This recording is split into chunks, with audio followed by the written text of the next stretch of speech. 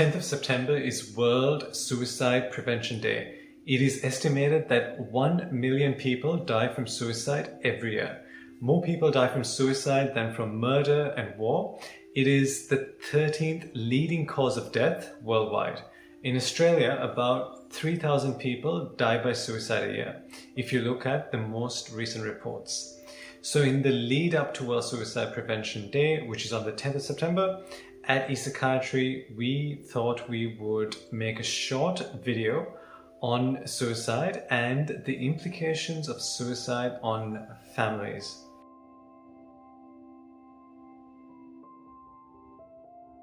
Research suggests that suicide of a loved one is associated with varying negative health and social outcomes depending on an individual's relationship to the deceased.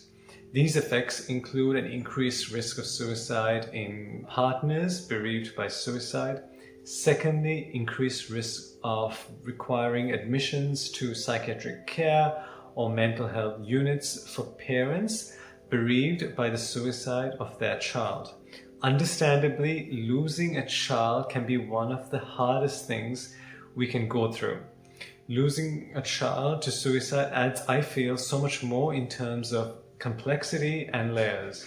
Another finding is that there is increased risk of suicide in mothers bereaved by an adult child's suicide. What that means is there is an association between a child's suicide and the mother attempting to end her life after.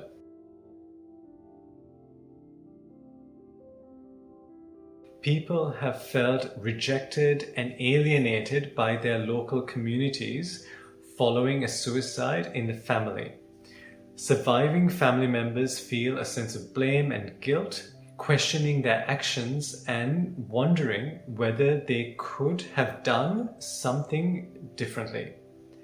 As with loss in general, there can be other emotions such as anger, anxiety, also overthinking and wanting to isolate yourself. Sadly, suicide is associated with a breakdown in family communication and family trust.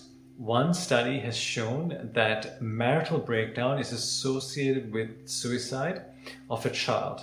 This is just the tip of the iceberg when it comes to suicide and the implications on families and loved ones. There are many factors that determine how the surviving members of the family cope following a suicide. What I have touched on are merely research findings. We hope this video has been helpful to you, increasing your understanding of suicide and its implications.